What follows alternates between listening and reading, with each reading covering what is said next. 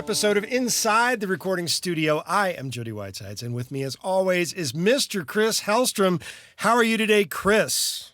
How do you think I'm doing today, Jody? I think you're about ready to nerd out like no other. Yes, I am doing really, really well because I am super excited to have Charlie Clouser with us today. So welcome to the podcast, Charlie. Hello, guys. Thanks for having me. Well, Absolutely. welcome here. Yeah. I met you briefly, or we all met briefly at NAMM that was just here, and I have to apologize because I probably came off as a complete fucking fanboy here, and I could barely contain myself, so I'm very happy that you agreed to be on here, and we can talk nerd a little bit, and gear, and everything Charlie Clouser. Absolutely. If people, for whatever reason, are unfamiliar with your work, tell us the abridged version of who you are and what you do, Charlie, please. All right. Studied electronic music in college before MIDI was invented. So that meant ARP 2500s and 4-track reel-to-reel machines. Worked at a Sam Ash store for like a minute. Got hired out of the Sam Ash store. This would have been 85, 86, by a customer who was scoring the final season of the original CBS TV series, The Equalizer, which fun. Stuart Copeland from the Police had done the theme and was doing the underscore. This Australian composer who got the gig was in New York, and he hired me to sort of run the rig and mix the score. And of course, in those days, pre-digital audio, it was a little Macintosh Plus and a bunch of MIDI modules and an S900 and all that. That brought me out to Los Angeles, where through old college friends, I got sucked into Trent Reznor's vortex. Started working with him towards the end of making of the Downward Spiral 9 Inch Nails album, and helped with a little bit of synth programming and kind of assembling the mixes and stuff like that. But it was mostly done by the time I got there. He originally hired me to do sound effects on a music video, the music video for the song Happiness and Slavery, which had this robot chair that tortures and eats a man, basically, and they needed the sound effects of these robot arms straining and struggling as they came out and grabbed this guy's various sensitive body parts. We had allocated like 2 days to do these sound effects, and we did it at Trent's studio. This was when he was up in the old Sharon Tate murder house. And we had set aside 2 days to do that work and finished it in about 3 hours and spent the rest of the time playing video games, as you do. Then he sort of said, hey, I've got this band that I just recorded their first album, and we're not really loving the sounds of the live drums off the floor. Do you by any chance do drum sample replacement work? And by this point, I had bands, I had a publishing deal. None of it really caught fire, but I was already a whiz at samplers and sequencers, and in those days it was Opcode Studio Vision. He said, can you replace the drums on this debut album from this little-known Florida shock rock act called Marilyn Manson? And he said, I got to leave town. He was going to be gone for like a month, and he said, you got a month to replace these drum tracks. And of course, it wound up taking a week and a half, and we spent the rest of the time playing video games.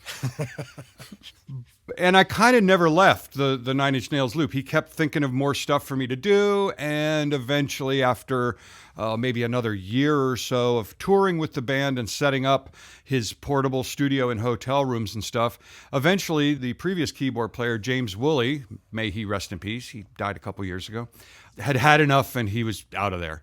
And so Trent said, well, all right, you're up. And I kind of had to explain to them that I had never played keyboards in front of people before. I had been a drummer and not a really good one, which is why I became a drum programmer. So I basically phonetically learned all of the 9 Inch Nails keyboard parts by listening to a DAT tape that had of their live shows that had the band on one side and just the keyboards on the other side. And they sent me one of their backup Emaxes that had all the sounds in it. And I, sort of like that Filipino guy that sings with Journey or whoever it is, where he may or may not actually speak English, but he learned it phonetically. Sure. That's how I figured out all the keyboard parts for 9 Inch Nails. And I toured with the band and worked in the studio in New Orleans, programming and getting a couple very, very minor co-writes on some of the songs on the album The Fragile, and was in the band from 94 2004 to 2001. Quit the band, came back to LA, and because I had had that slight background experience in TV scoring, which was a few years, and I got to see how the sausage got made back in the 80s, working with that Australian composer. When I returned to LA, I produced an album that Paige Hamilton from Helmet and I had sort of gotten half written. And I set up shop in LA. We finished that album, worked on a couple other indie metal, industrial metal type projects that didn't really blow up. And then I get a call from my lawyer, of all people, who said, hey, I represent these guys that have this little indie horror movie, and they know all about your music, and they have in their temp score of this horror movie, they've got a bunch. They don't want orchestral music for their score. They want like hard-edged electronics and industrial music, and they actually have a couple of your remixes, little snippets of them, in their temp score. You want to give them a call? And so I called these guys up on a Wednesday at 10 in the morning.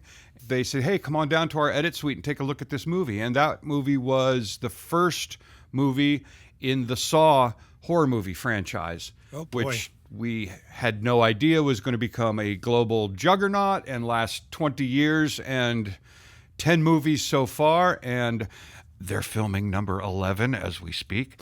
Ooh. Are you doing the music of this too? Oh, of course. I've done the score for all 10 movies. But the first Saw movie was the first feature film that I was completely in the driver's seat all by myself, and actually did that score while Paige Hamilton was tracking vocals on my other rig in the other room. So it was a bolt from the blue. Shortly thereafter, I also began scoring for TV series, and I've done 108 episodes of a series on NBC called Las Vegas, 112 or so episodes of a series called Numbers that was on CBS, and 3 or 4 seasons of other assorted hour-long dramatic primetime TV series, and maybe a dozen or so other features besides the Saw stuff. And that's enough. That's enough. That's a lot of work. Yeah, that's kind of crazy. I mean, most people, I'm putting words in people's mouths here, but I think if you're like me, a lot of people will probably know you from probably the Nine Inch Nails camp. Right.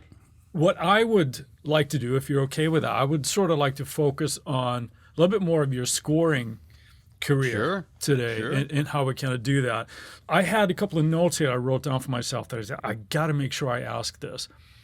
Because when you get a chance to talk to somebody like yourself, so much of the conversation seems to be about the gear. What kind of gear are you using? What samplers are you using? What software? Blah, blah, blah. But the one thing that nobody ever seems to ask is when you get approached to do, let's say that, the first time you were approached to do Saw, how do you approach that sort of like mentally or psychologically? Do you create a theme for yourself? How do you get going? Because to me, the gear is sort of secondary, right? It's you and your ear and your approach that they want, right? Yeah, and Cliff Martinez, the film composer and one of the early drummers in Red Hot Chili Peppers, if you can believe it, he's scored feature films like on a laptop in a hotel room in Thailand with a pair of $90 Bluetooth speakers. So the gear we all love gear and we all love to have a lot of it, but that's not the driving factor. So, because I never went to film scoring school. I didn't learn orchestration, and all of the knowledge that I have about how to approach a score, both musically and workflow / technologically wise, came from just doing it or sitting at the right hand of someone who's doing it. But one important kind of procedural musical lesson that I learned from James Wan, who created the Saw franchise and directed the first one, and also directed, now he's doing like Aquaman and giant movies.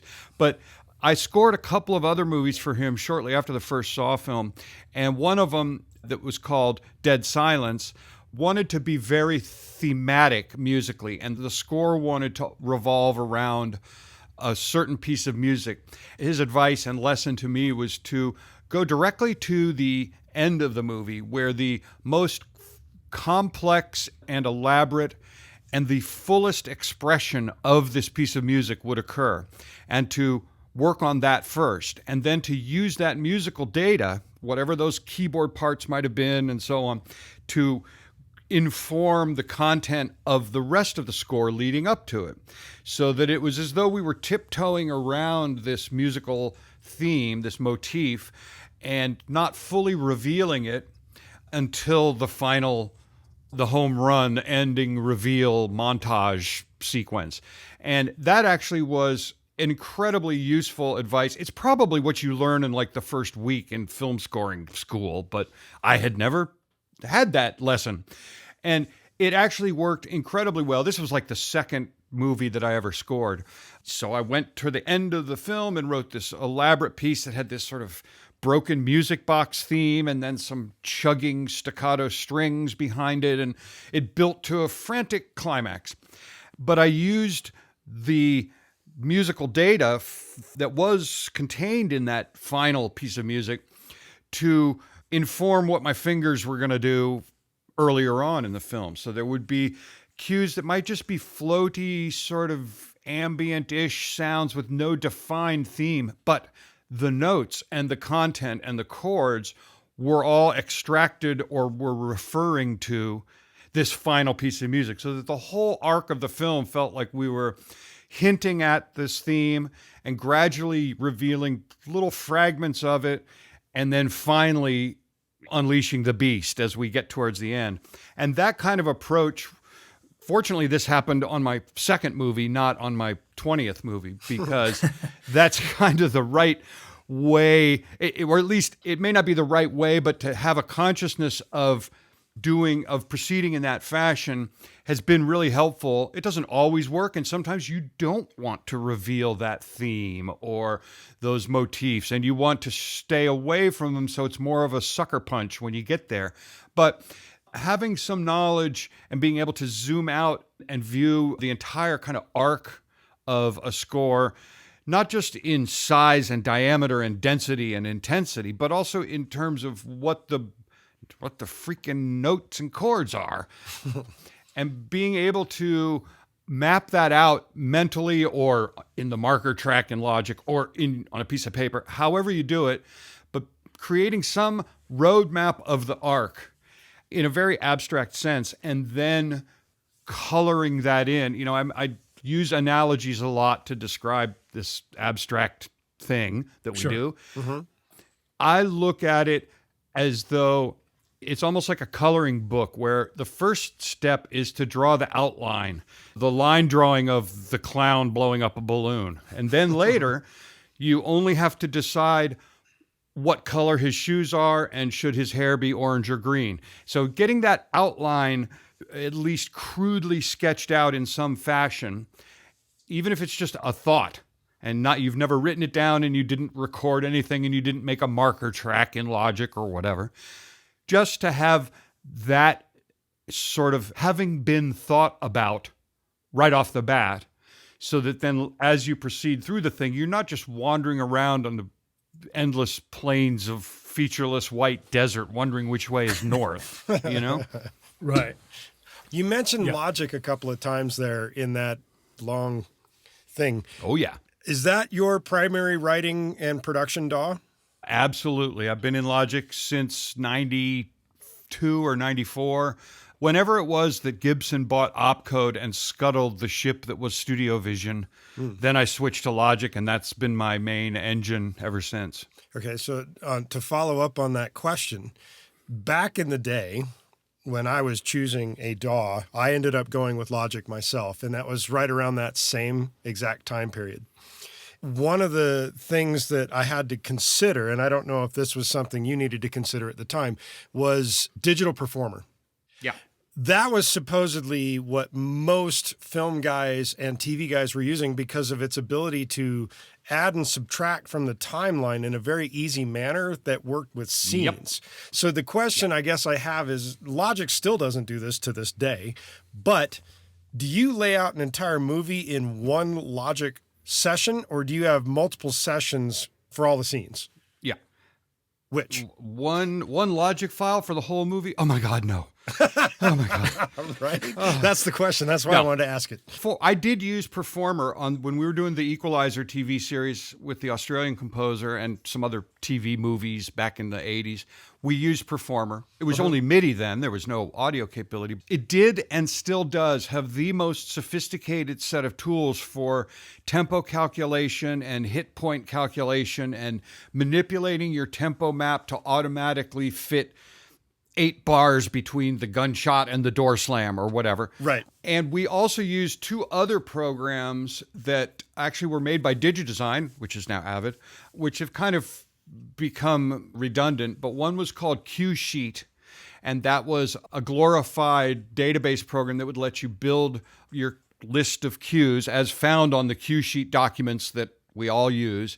It had some time code and tempo calculation features. And there was another program called Q, just the letter Q. And that had very sophisticated tempo and time calculation functions. And it could do things like many of the things that you would do in Performer, but then it could export a MIDI file that contained the tempo map that was the result of these elaborate calculations. So we would kind of bounce between these tools. Performer kind of incorporates, for the most part, everything that Q and Cue Sheet and this other very obscure program called Oracle, which was basically a very sophisticated click track generator, mostly used on scoring stages when recording actual orchestras. Performer is still like the king of those features. And Performer and Studio Vision also had the ability to have multiple cues as separate sequences within a master file. In Performer, they're called chunks. In Studio Vision, they were called subsequences. And that does, if you're in either of those programs, you could have a single project file which would contain 26 or 99 or however many individual subsequences, each of which would be a finished piece of music. And then all of them would share the same plugins and instrument settings and so on. I don't do it that way. I make each cue in a film is a separate Logic project for me so that I can make a total train wreck in one without ruining all the rest of them. Right. Part of the reason I don't need those fancy schmancy time and tempo calculation features is because after you've done it enough times with those software assistant tools, then if you've done I've done 8,000 literally cues for film and TV. After a while, you see what those advanced tools are doing, and eventually you just figure, you know what, just open the tempo list editor in Logic and I'll just do it manually. I do get very detailed with my tempo and time signature mapping so that I can do things like have it be exactly 32 bars from the gunshot to the door slam. And it is getting faster gradually. We're starting at 108 BPM, and by the time we get to the end, it's 144 or whatever. And it looks crude as hell when I'm doing it because I'm just sitting there with the Logic tempo list editor and I'm just typing in and entering tempo changes manually and building this list just based on some experimentation and just knowing how those tricky software assistants I knew what they were doing, so I'll just do it. I do spend a good bit of time at the beginning of every project just listening to a click track from Logic against picture and seeing how that rhythm falls against the cuts and the actions, because I do want the finished product to feel as though the picture editor and the actors are all dancing to the beat, quote unquote. Of course. That every little motion on screen, whether it's the actor's eyebrow or the gun being pulled out or whatever it might be, all those things, I want them to feel on beat-ish, or at least it's easy for me sometimes to watch something as simple as a click against picture and to say, no, that's not the right tempo, because it feels that things aren't in sync visually versus clictually or whatever. So I do spend a good bit of time at the beginning of a process just with the tempo list in Logic open experimenting, typing things in.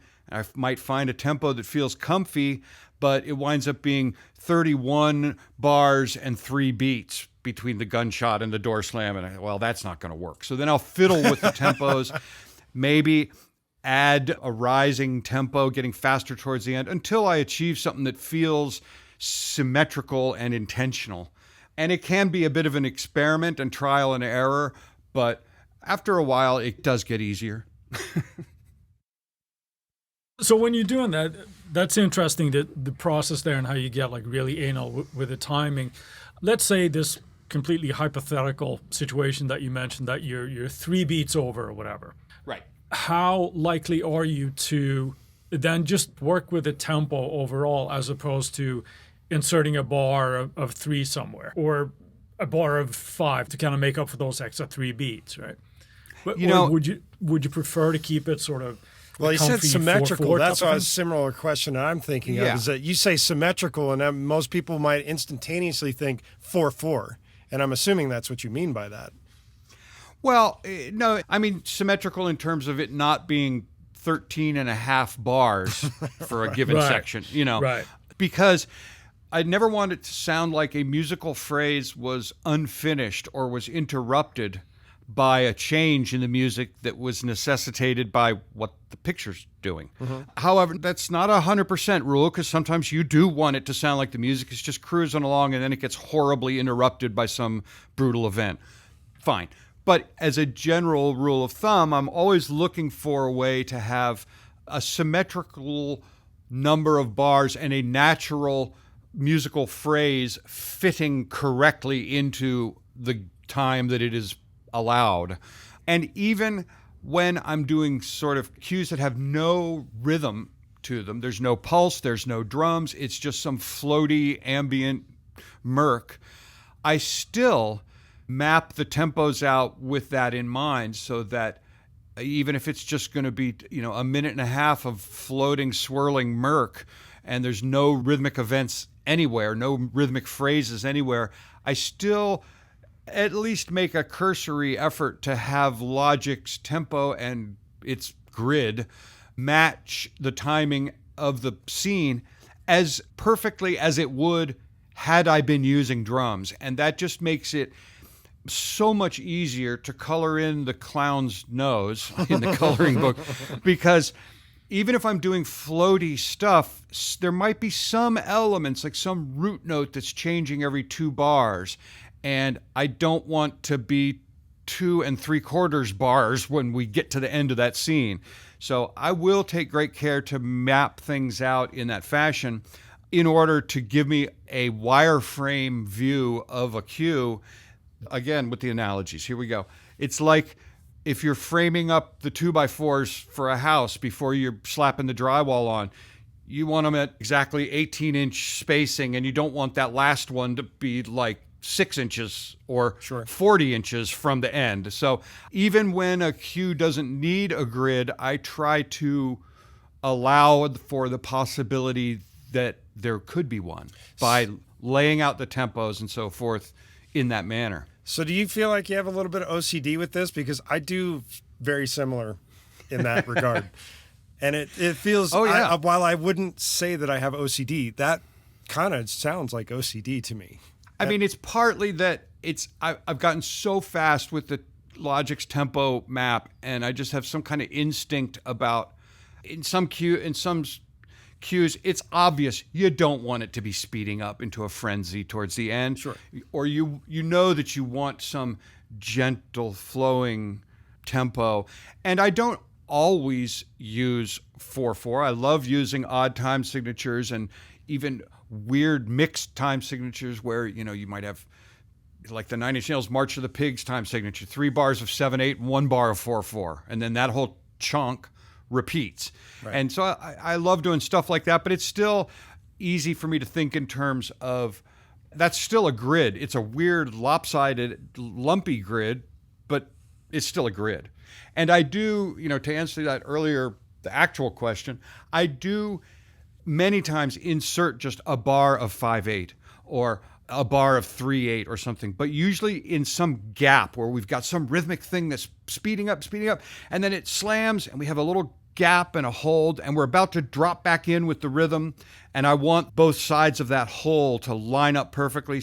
But what's in that hole might be a bar of 9/8 or some lopsided thing that if a rhythm was continuing through it, it would be like, whoa, it would throw everything off. But since it's just some hole that has some screeching ambient murk shredding across that gap, nobody in the audience is counting time as that goes past. So I do use inserting weird bars and one bar of a weird tempo just to get the boundaries on either side of that moment to line up perfectly to picture. Right. I do that a lot. When you get a film or a scene or a TV show, generally speaking, most films will have some sort of thing temped in there. And you mentioned that when the Saw guys had got a hold of your lawyer and your lawyer turned around to you.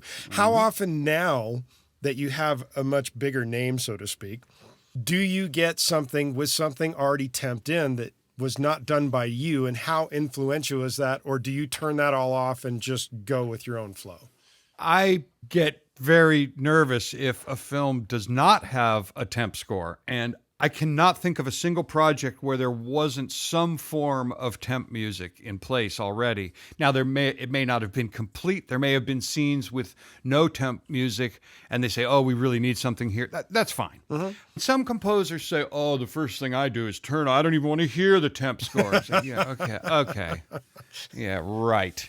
First of all, not sure if I really believe that entirely. But the reason I like a temp score is because it shows that someone has spent some time thinking about the problem. Right. And the problem is we got no freaking music on this movie. So somebody has spent some time at least addressing the issue. They may have failed miserably, and they may say, this temp is entirely wrong, except this 1 30-second piece we snipped out of the Bourne Identity that has this cool little groove, right, or whatever. But at least they've tried it. Now, on TV stuff, I always have a music editor who's receiving the work that I do and inserting it into this week's show. And those music editors, many of them, also in film, many of them are hired not just to assemble the score, the finished score as it comes in from the composer, but they're also often hired to build the temp score from their massive library of every Bourne Identity and Jurassic Park. And sure, most of these music editors have enormous and well categorized and organized and keyword searchable in SoundMiner software libraries of scores, so that when they are called upon to assemble a temp score, they're not just fishing around on YouTube looking for cool music. Right. That's a whole science that sometimes it's a music supervisor working in concert with the music editor. But in many cases, the music editor is the go-to guy because he's collected every score he's ever worked on. So he's got all those. Plus, he's got all the stuff from all his music editor buddies. And I'm frequently contacted by music editors who say, hey, I'm temping this film and we'd love to have the complete score for Saw 9 or whatever the heck. And what was on that score album release doesn't have all the cues. Can you send us the full batch? And I'm quite happy to just throw it to them, because the downside might be like, well, now their real composer that they've hired is going to hear all the stuff you did for Saw 9 and he's going to reverse engineer it, and that's it. But that becomes a whole copyright issue anyway on top of that. Yeah, and I'm not going to, I'm not worried about that. Sure. The upside might be that they say, oh, wow, we put this stuff in the temp score. It was so good. Well, obviously, we've hired the wrong composer because our guy can't do that kind of stuff. Who did this? Right. And that's the theory behind why a composer would send all his scores to a zillion music editors.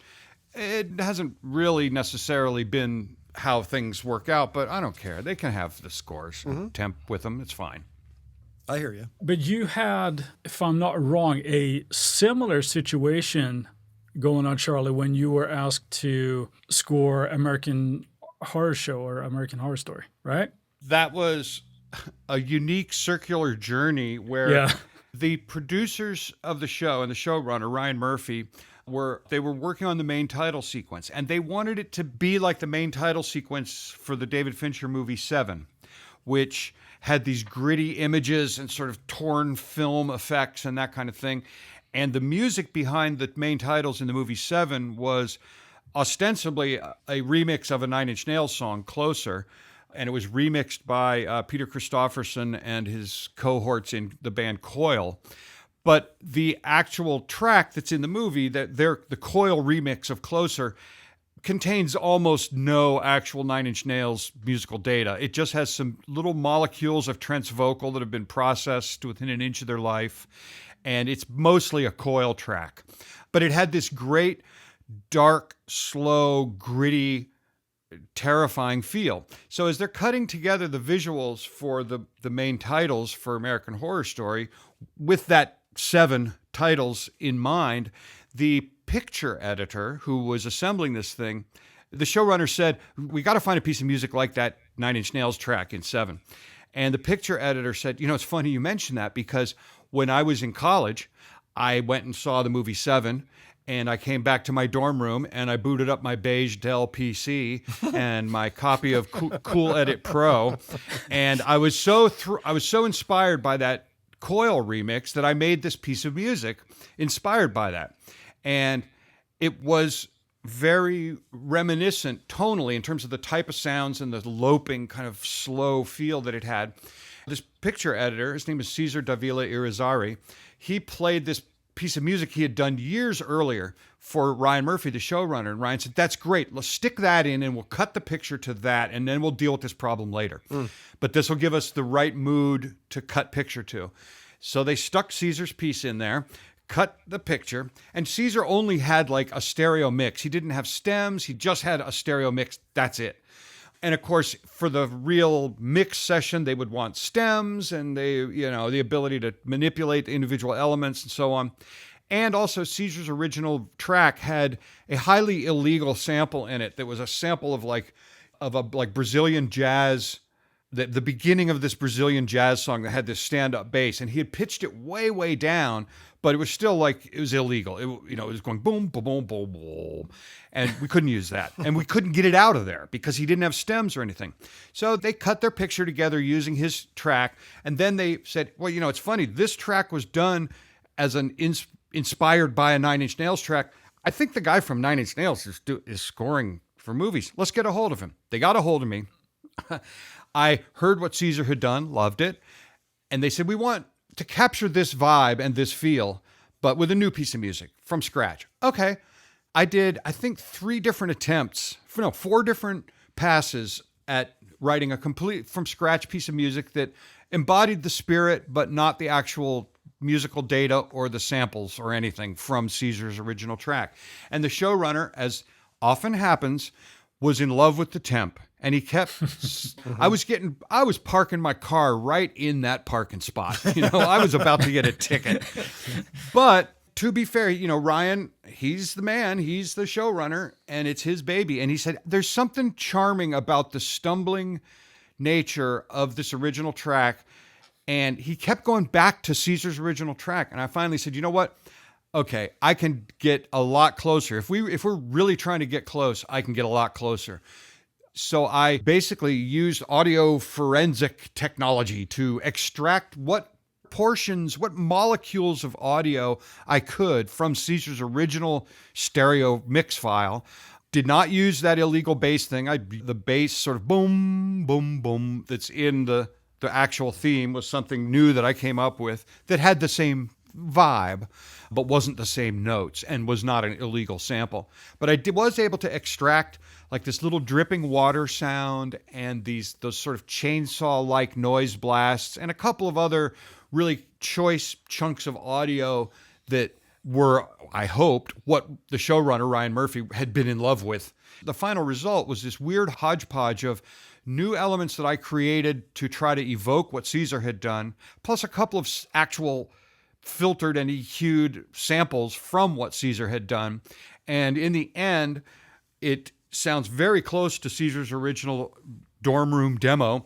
And because the final result originated from an idea he had, we shared co-writing on the thing 50-50. Because Nice. Even though they hired me to do it, and I did put in like way too much time trying to get close, in the end, it was based on a track of his. Yeah. So, and by this point, he was a video producer. He wasn't pursuing music as a life goal at that point. So it was kind of a funny surprise for him, because he's like, who knew this track I did in my dorm room on my beige Dell desktop in 97 or whatever would come back to bite me 20 years later. But that was the strange circular journey of American Horror Story main titles. Interesting in how you describe all that, aside from being brought something very much that the showrunner was entirely in love with. When you're given a bit more of a blank slate, how do you go about choosing whether to do something more orchestral or more organic, or, as you say, murk and noise? You know, that's something that I just randomly somehow have an instinct for. And I've had this conversation with a good friend of mine who I've known for 35 years, who was working with me on some of the TV stuff. He would sort of help to repurpose old cues and fit them to this week's episode, that sort of thing. And at one point, this was 15, 20 years ago, and I said, he was a super talented musician, could play 5 instruments, he just had golden ears on the mix and on the preamp selection and all that. And he also works as a session player on a lot of like really high-end scores with composers like Thomas Newman. He produced a bunch of Harold Budd records. And so he's like an art rocker at the highest level and expert sound designer. And I had this conversation with him where I said, you know, man, I can totally teach you whatever there is that's missing in your skill set. I could teach you in a couple of months, and you could drive. You could get scoring gigs of your own. And he said, you know what? I don't even want to. He was like, first of all, I don't want to drive the car and have to keep my eyes on the road. I just want to sit in the passenger seat. Maybe I can roll the window down, put my feet out the window. I can look at the scenery. You know, he's like, I prefer not being in the driver's seat.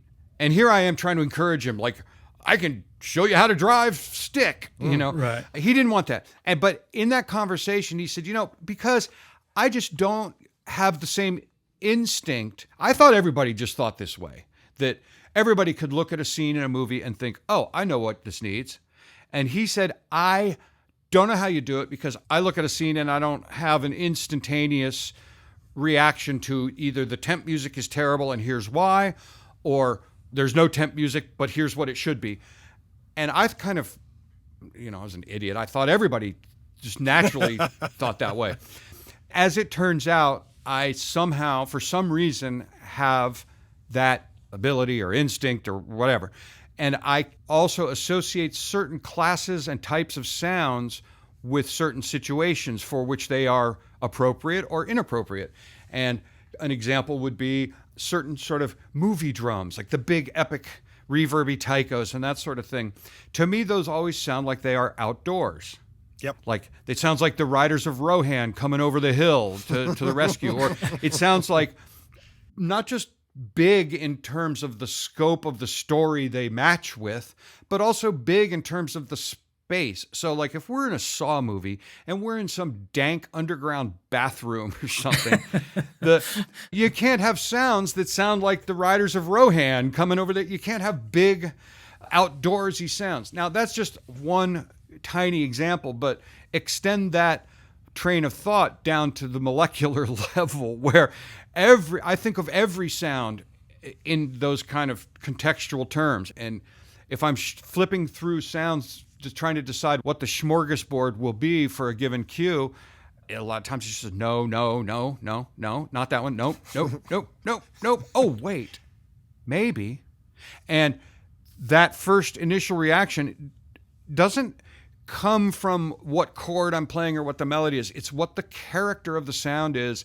And does it sound like it's of a place with what we're seeing on the screen? Not to say that, oh, that piano should sound like it's occurring in the room that is pictured on the screen, but in a more slightly more abstract sense, do these sounds feel homogeneous with the people and the places and the level of activity and action and the amount of light coming through the window? All those things that I see on the screen, I kind of start to equate various characteristics just of the raw sound itself, playing middle C on the keyboard.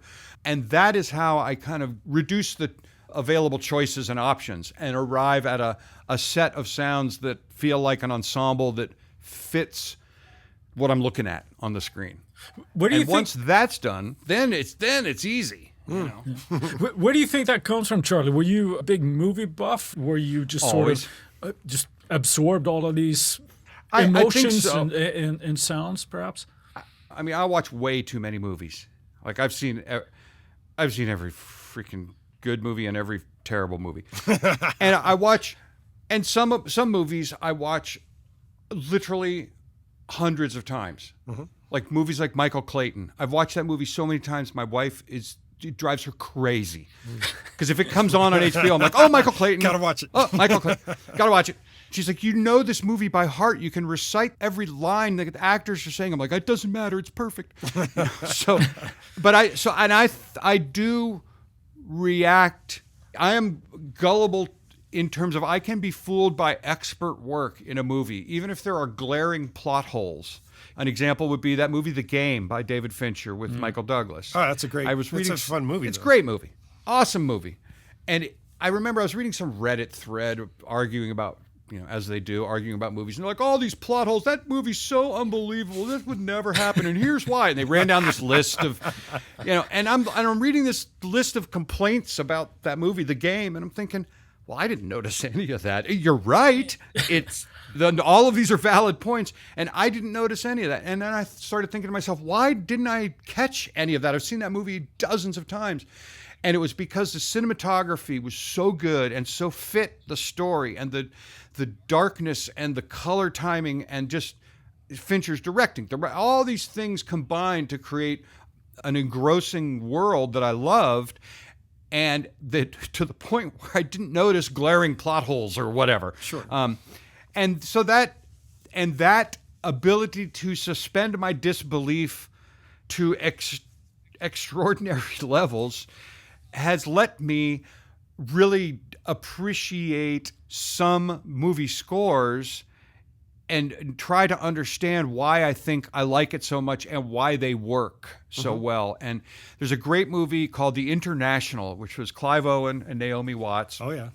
And it was an international banking Interpol thriller. And the score was done by Reinhold Heil and Johnny Klimek and the director, Tom Tykwer. The three of them collaborated on the score. Reinhold and Johnny were first best known for that movie Run Lola Run, Right. which was that crazy German movie with Franca Potente, who then became a huge star in the Bourne Identity movies. But I remember watching The International and the choices of the sounds and the density. I mean, it's a thriller, and the score had some of these suspense cues were like nothing but a hand muting on a timpani going bum, bum, bum, bum, bum, bum, bum, and then a little mini moog with some ping pong delay going boop, boop, boop, boop, boop. Just super minimal, but exactly fit what we're seeing on the screen and added to the tension, but weren't getting unnecessarily big. And moments like that, when I see something that works super well, I try to unravel why do I think that? And a lot of times it comes down to that feeling of correct context. Like the sounds aren't coming from some other, it's not like, hey, they bolted this music from another movie in here and it seems to work okay. You're like, no, it's so homogeneously, organically fits with what we're seeing on the screen that part of it is the musical content, what the actual notes and chords and melodies and themes are. But part of it is also the choice of sounds and the way they're deployed and making things feel of a piece with what we're seeing on the screen. And that a lot of times is more important than the flowery flute trills or, or elaborate orchestration or whatever. Sure. Yeah. So to take a step back on some of the stuff that you've just said, one of the questions that popped up into my mind that we have talked about on the podcast in the past is, especially with the history of Logic, is creating templates and what used to be auto loads. When you are creating for a movie or a TV show and you're talking about whittling away to get to a particular type of sound, once you get the sound, are you building a template, or are you starting with a template and whittling all that away until you have a new template? Oh boy, Or is it template is blank slate? no. Template is life. And if I have 2 months to do a movie score, I'll spend 2 weeks building a template just for that project. I might start with a template from a previous movie just so I don't have to set up all the stem buses and reverb buses and stuff. But I always go through and pick all new sounds or pick sounds that are appropriate for that project. So I'll just have the movie on loop on the screen, and as I'm spending day after day scrolling through my bazillion sounds and finding the ones that feel like they're going to be the right kind of fodder to start from. My template currently, I do most of my work in EXS24, Logic stock sampler. And I do have Vienna Ensemble and Contact and Omnisphere and 16 terabytes of $200,000 worth of Spitfire string libraries or whatever. But almost all the heavy lifting is done by Logic's built-in sampler, because I came up in the Fairlight Akai sampler era. Right. And a lot of my most used sounds are just a single, very characterful sample mapped across 88 keys. And if I play it down low, it's some evil drone. If I play it up high, it's some spooky whistle.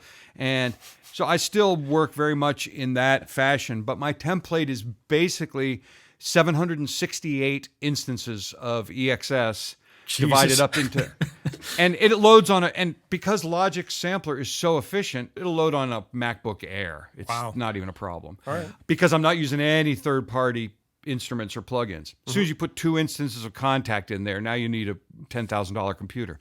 But and my template, I divide things up because I'm an old man. I still think in terms of 16 MIDI channels. So I break things up into bricks of 16. So I'll have 16 low drums like kicks and sub hits, then 16 toms and taikos, then 16 mid-range percussion, darbukas and stuff like that, 16 high percussion, and so on. So I have, to look at it on the screen, it's very organized. Everything's all color-coded. It's all pre-routed to stems. It's super organized, because I'll build that template before starting writing any of the music while watching the movie, so that each sound I audition, I'm thinking of it in terms of, is this in context with what we're seeing here, or is this totally not the vibe? And I'll gradually build out that template within those predefined 16 channel bricks, so I don't wind up with 75 staccato string instruments. They got to fit in that brick of 16 that I've allotted for them. After that template is built, I'm applying compression and EQ and reverb and setting its level so that things are in context, ready to rock. I use a certain kick drum sound, this sort of reverby 909 kick that I've used for decades. I use that as the thing around which I balance my mixes. So I might program in a 4x4 beat just on that at a MIDI velocity 110, the fader at -6, and I put all the faders on the channel strips of Logic at -6 on the individual instruments and audio tracks, and then I balance their volume using the EQ, the compressor, and the output level control on the individual sampler so that I can leave the faders all at -6. And as I'm working, I'm referencing how loud things need to be relative to that known quantity kick drum, so that when my template is done, I don't have to I don't have to automate. I mean, I hardly ever use any automation, and I almost never even have to touch the faders. They're all at -6 because I've pre-balanced the volumes and everything. After that template is done, then that gets saved, and all the cues, might be 40 or 60 cues in a movie, are all based on that template. So that as I switch between cues as I'm working, Logic for 25 years has done what people use Vienna Ensemble Pro for, which is there's a checkbox in one of the preferences that says, keep common samples in memory when switching songs. That it does. So if you have 2 songs that were based on the same template with the same instruments in the same instrument slots, then switching between the songs takes seconds. because it doesn't unload and reload all the samplers. Combine that with Logic's recent feature, which is load unused tracks in disabled mode, then even that massive template, 768 EXSs, 256 slots going to Vienna Ensemble, which I almost never use, 256 audio tracks, 16 quad stem submasters with Waves L3 LL on every stem submaster to limiter, mastering limiters, 32 instances of Space Designer, so a front and a back reverb for each stem, a front and a back stereo delay for each stem. All that stuff loads in seconds and takes nominal CPU because Logic is so efficient like that. That template, building that template takes a long time, but I know from pain and suffering on some projects where I didn't take the time to build a very comprehensive template that the further and deeper you get into the project, the worse things get. And it just, each cue is just its own little weird environment with its own crazy, stupid mix routing. Then when it comes time to print mixes, you spend so much time like trying to get all the drums to be on stem B or whatever that I'd rather spend that time at the beginning, Sure, and get that nailed down, because it's inevitable that as I'm working, I'm saying, oh, I need just one more sound that I don't have in my template. Well, that's fine, because at the end of each of those 16-channel bricks, I usually leave 1 or 2 slots empty for a wild card instrument that I may need to load up at the last minute in the heat of battle. I can load it into the correct group so that it goes to the right stem, and I don't have to assign anything. I just pop an instrument into that empty slot if I need one more taiko drum that I didn't include in the template or whatever. Spending the time to build that template and make it as sturdy and comprehensive as possible is super worth it to me at the beginning of the project, because once you're up and running and the deadline's getting closer, there won't be time to do it. Got to do it first. Based on what you're saying, how you create your templates with stems and whatnot, is that how you're delivering everything, or are you delivering individual multi-tracks? Oh, no, I'm definitely delivering premixed stems. On some projects, one TV series, I just gave them stereo mixes so I could crush them with a finalizer plug-in. On one TV series, I would give them 3 stems or maybe 4 that were just stereo pairs. Because the time limitation of doing a show every week and having 42 minutes of music, not only did I not have the patience or the time to go deeper than 3 or 4 stems, but also on the dub stage, they can't faff around with the music all day. Sure. They need to just be able to throw it up, and maybe they can dip the drums if there's some gunshots or whatever. That was enough. But on most of the feature projects, I deliver as at least 8 stems. For a long time, the first Saw movie, for instance, was 3 stems, each of those in 5.1 surround. So it would be drums, keys, and medals, and weird stuff, and orchestral stuff. And that was partly due to the limitations of the rigs that I had at the time. As computers got faster and I changed from using ADAT to get back and forth between machines to using Mad-Eye. Now I had more channels. For the past however many years, 10 years or so, I've got 64 channels coming from the Logic machine over to a separate Pro Tools machine. My whole rig is basically 3 computers. One is the Logic rig, which sometimes I also use Ableton Live as a rewire slave behind Logic to grind up audio with the various tempo and time stretch stuff. Then a Mac Mini, which just uses the software called Video Sync, which I actually had a hand in helping develop, which is just a standalone video player that slaves to incoming MIDI timecode. And that lets you keep a playlist of the 5 reels of a movie on a separate computer. So you don't have to import the video into your Logic session. You don't have to have any of the annoyance or CPU load associated with trying to work with the video actually inside Logic. Sure. So Logic is just back to being a music program, and the video is running as a slave to it over MIDI timecode.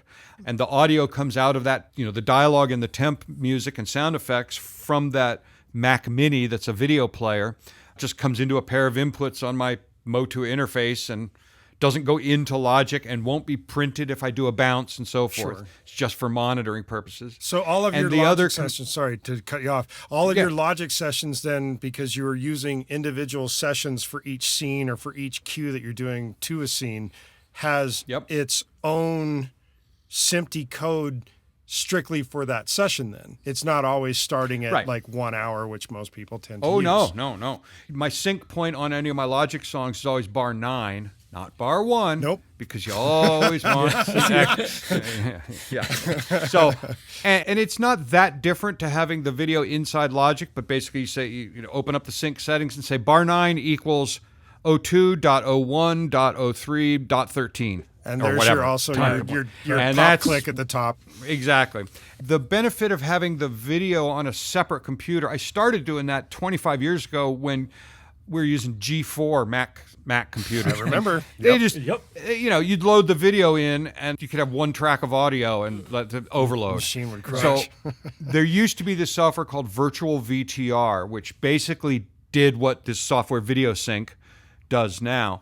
But Virtual VTR, it faded and died a horrible death. At one point, there was a post on Gear Sluts in the Music for Picture section where somebody made a post saying, hey, I'm a computer science student doing my master's degree, and I love film music and so forth. And I would love to think of a coding project that I could do for my final project for my computer science master's degree. I don't want to write a DAW. I don't want to write a plugin. But is there any kind of software idea that any of you guys might have that would help your workflow that I could use as a basis for my final project? And so I immediately, crack my knuckles and start typing. And I was like, there used to be this software called Virtual VTR that lets you make a playlist of movie files on a separate computer, and whatever time code hit, the correct movie would play. Because, when you're scoring a feature, it's not just one movie file. It's one movie file per reel, which is 18 or 20 minutes long each. And reel 1, the SMPTE starts at 1 hour. Reel 2, the time code starts at 2 hours, and so on. So what you want is a playlist where you can drop these 5 or 6 movie files in. And if you send it SMPTE that begins with hour number 3, it'll queue up the reel 3 movie file. If you send it time code that begins at hour number 5, it'll close that window and open up the reel 5 movie. So I've typed all this out on this reply to this post on Gearspace. The guy that had created the thread said, it's funny you mention that because my summer job is working at the largest dubbing stage in Germany, and my job is specifically to ride herd on a row of Mac G5 computers with Kona video cards running Virtual VTR. Because I know exactly what that software is, and I know that it's dead and gone, and we keep a bunch of vintage computers running because if we don't have that, we can't play back picture on the dub stage. Right. I said, well, great, then do you know what it is? So long story short, this guy Florian wound up creating this timecode slaved video player software. It was originally called Video Slave, which is slightly politically insensitive name. So he changed the name of it to Video Sync. And he then added many features which make it ideal for ADR uses.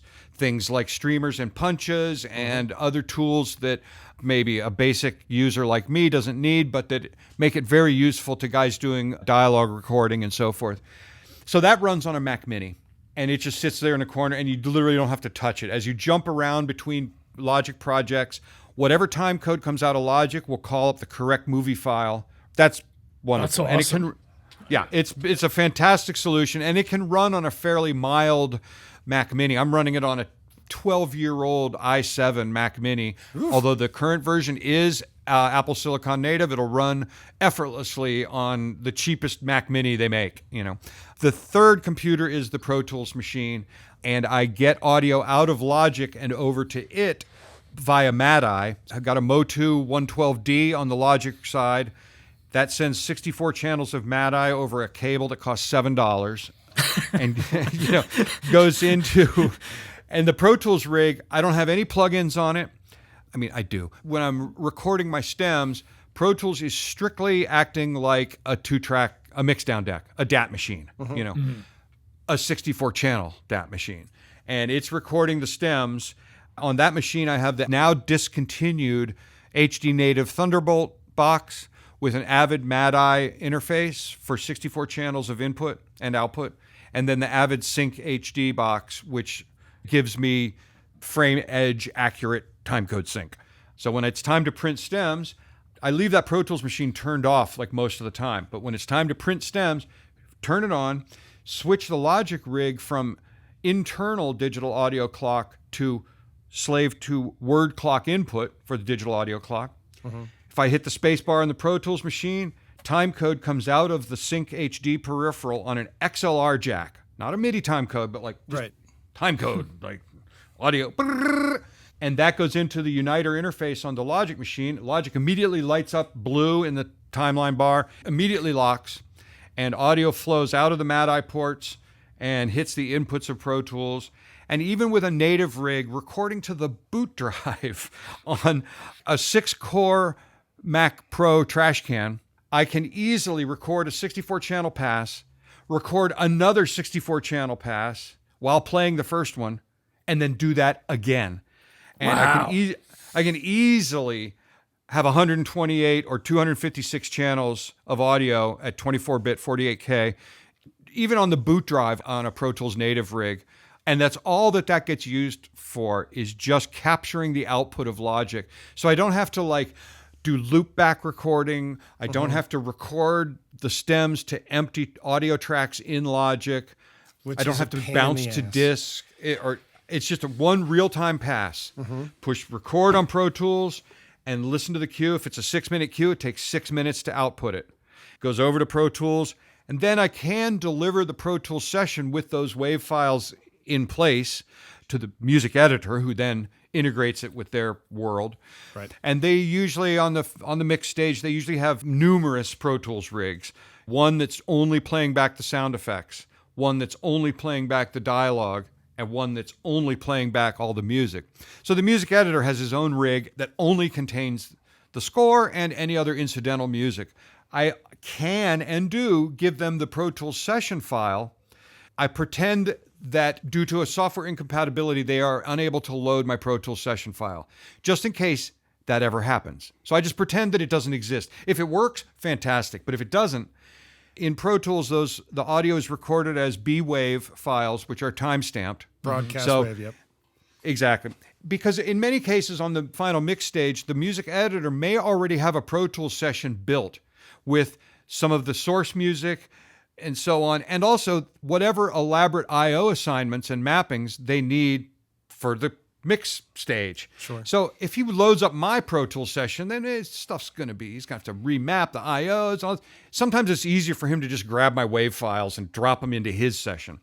I do a few things to make that as simple as possible. One is that I begin all my bounces in Logic or recordings in Pro Tools only at whole second intervals. If bar 9, where the first kick drum is at 1 hour, 2 minutes, 13 seconds, and 9 frames, I'll begin the record. I'll set Pro Tools to punch in at 3 hours, 3 minutes, 9 seconds, and 0 frames.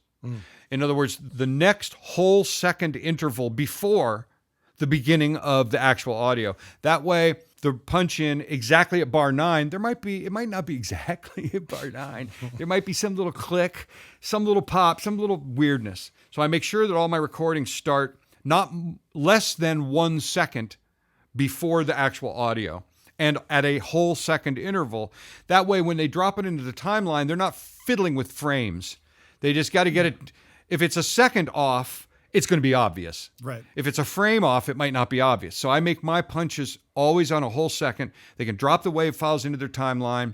That way also, if they nudge stuff, if the director says, it feels like the music's a little before the beat when the door slam comes, if they nudge something, it's easier for them to calculate how much it's been moved, if they have to put it back, whatever, right, because they know that the default position is 0 frames for any punch. That just makes it a little bit easier in the heat of battle on the dub stage when they need to deal with stuff. So that 3-machine workflow, I don't use any slave computers to run Vienna Ensemble Pro as many film composers do, because I'm not really trying to simulate a real orchestra, so I don't have like flutes, clarinets, Right. I don't need that layout. I have it, I can use it.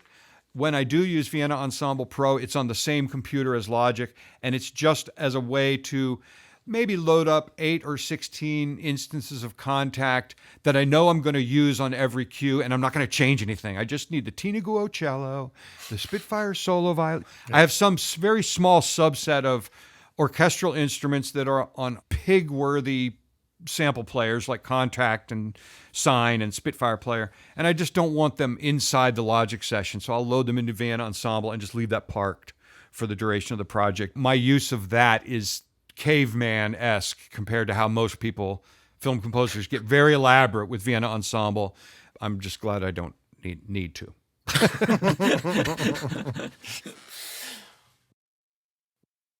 How much time do you spend sort of like going through and doing actual like sound design and things? Is that sort of like an ongoing process or in between projects? Because I'm assuming once you're up and running, there's probably very little time for that.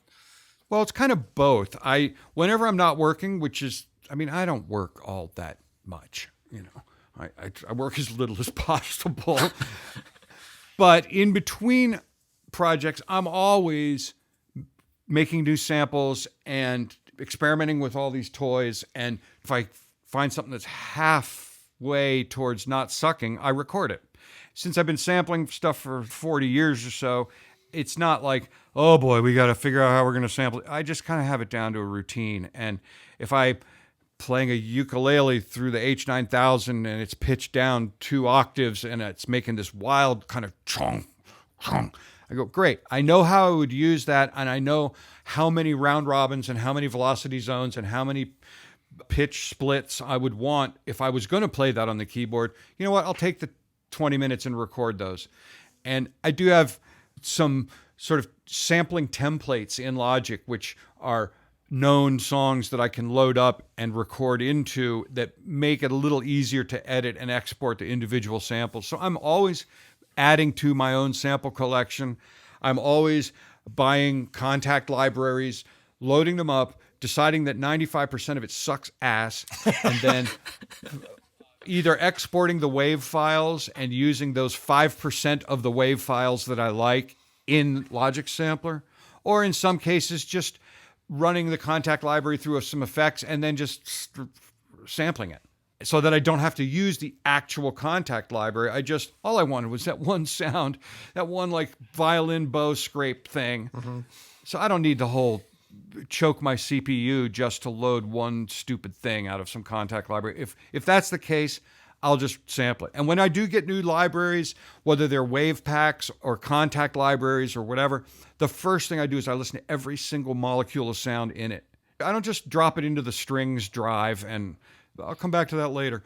I do it right then, as soon as it's done downloading. Go through it. If it's a wave pack, I listen to every single sample, and if it's not solid gold, it's in the trash and it's gone right then.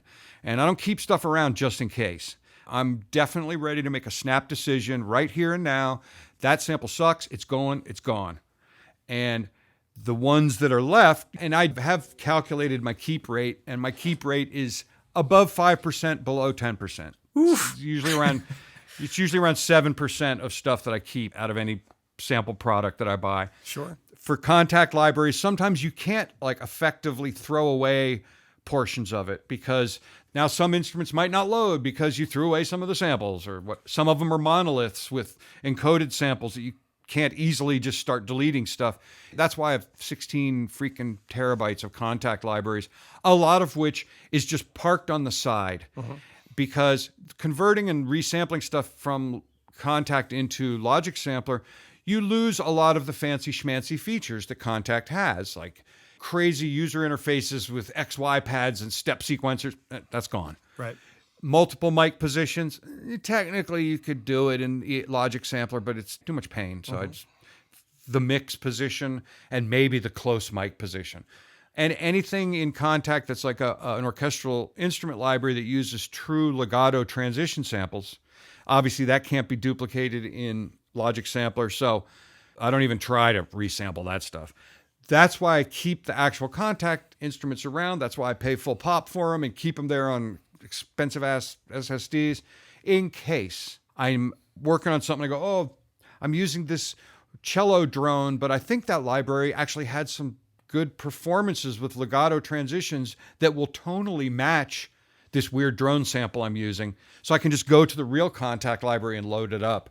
Of course, there are some Kontakt libraries like the Cinesamples Tina Guo solo cello, which is godlike, and I use that all the time in Kontakt because it cannot be effectively reduced into something that is useful in Logic Sampler. So it's this weird mix where the mass quantities of stuff are being played out of Logic Sampler, and then a few tracks of specialty instruments in Kontakt or Omnisphere or the Orchestral Tools Sign Player or whatever. Right. I hear you. Okay. I am definitely sampling when I'm not working, but when a project starts, during that template building phase, if I have 2 months to do a film, then I allow myself a week of making new sounds and a week of building a template, hopefully incorporating some of those new recordings. So first is put the movie on loop and make some new sounds with the violin bow scraping on a piece of metal or whatever.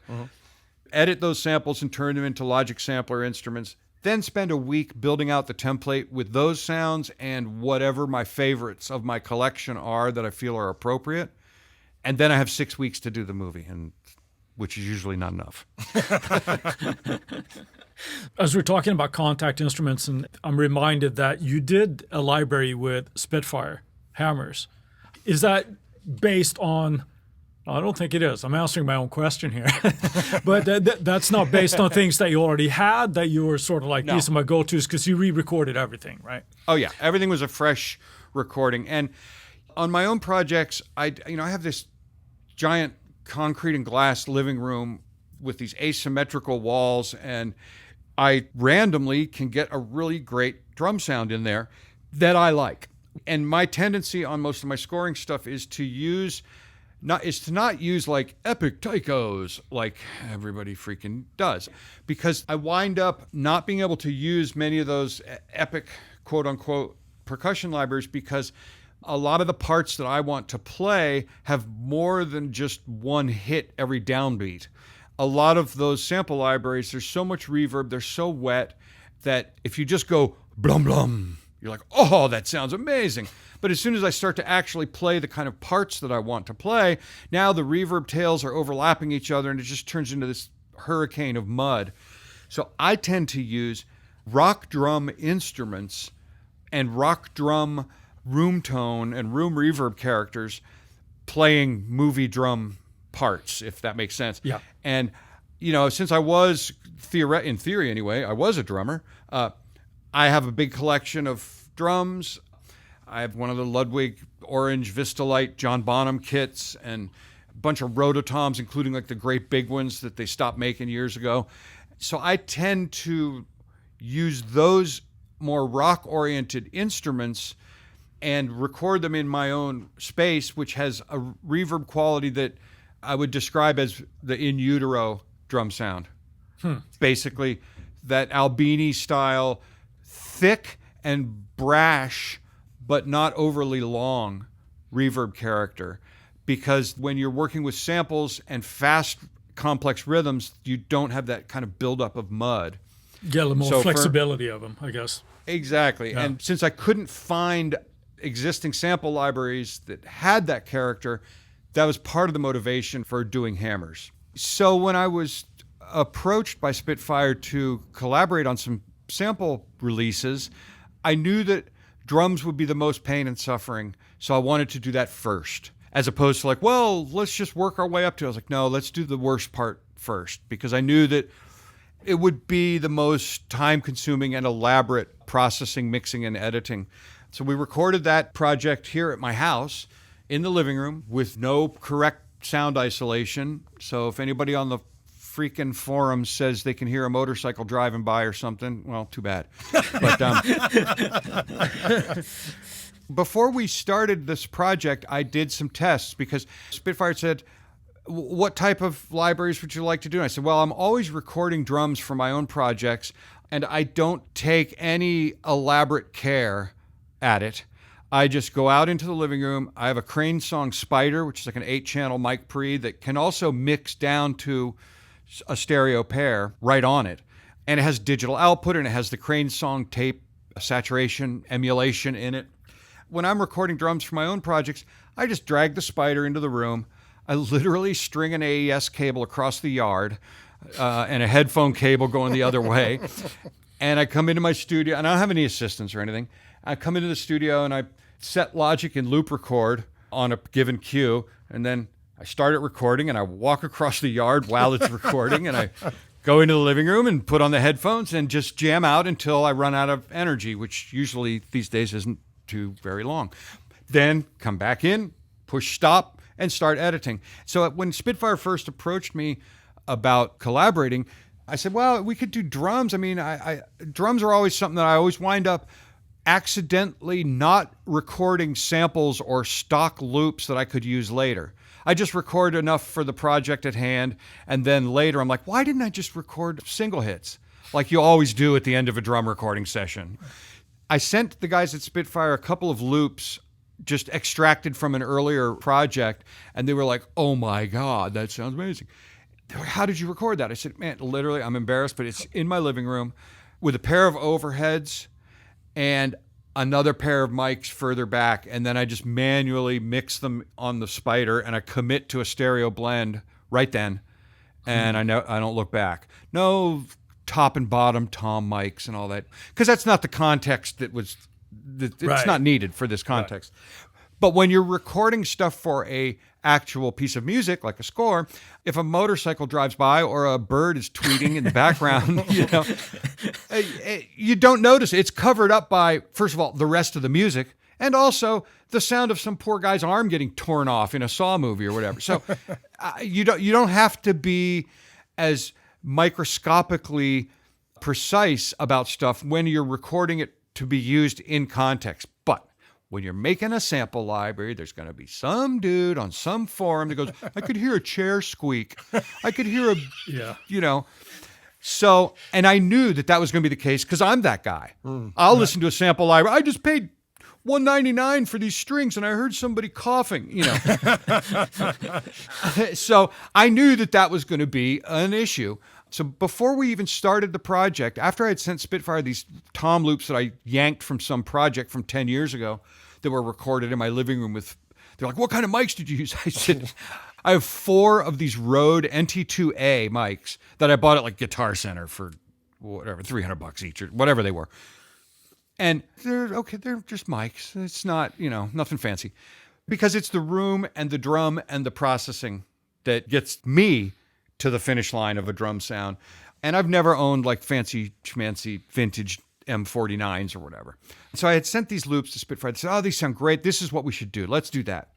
Before we began, I did some tests where I recorded a set of single hits on the Bonham toms and on one rototom and one frame drum and one darbuka.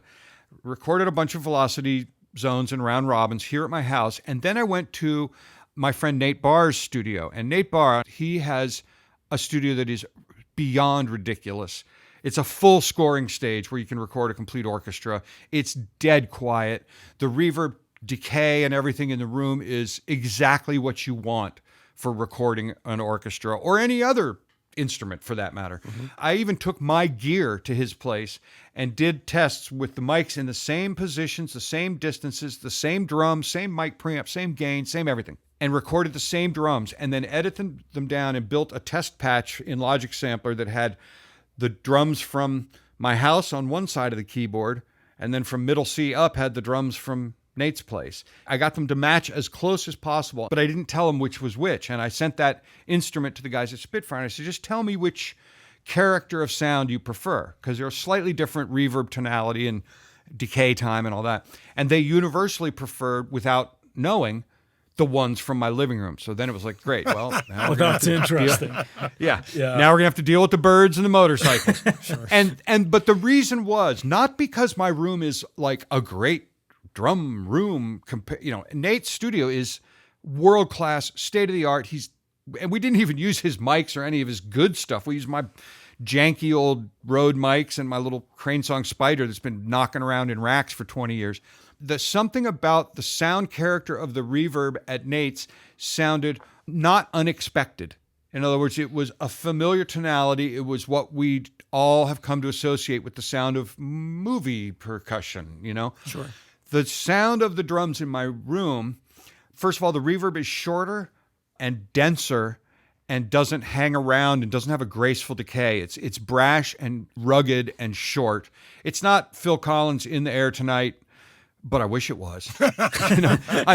It's trying to get to that point of like those drum intros on like the Nirvana songs on In Utero that are just so tough.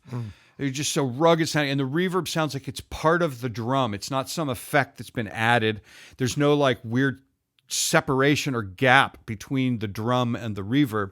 And that's what I wind up getting from my living room. And there's another weird aspect that I discovered at my previous house, which was in Hollywood, that is a similar setup. It was asymmetrical spaces, very high ceilings, a lot of concrete and glass, concrete floors, sunken living room. And normally you think, well, we put the drums on a riser.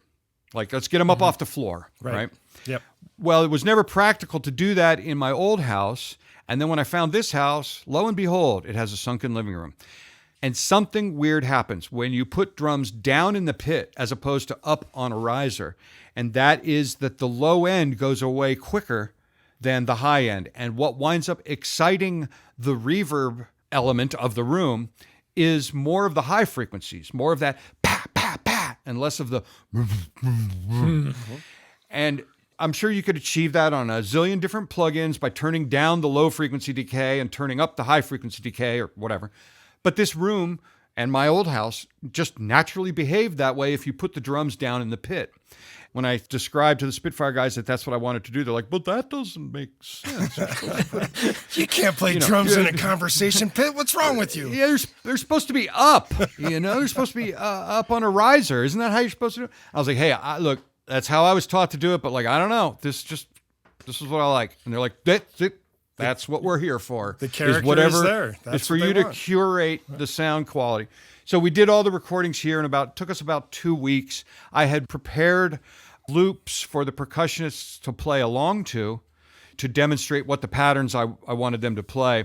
And I hired 2 young, energetic, professional percussionists as opposed to playing it myself, because I can play drums well enough to do my own scores, but not to spend 2 weeks trying to like precisely hit the rim shot at mezzo piano velocity. You know what I mean? Yeah.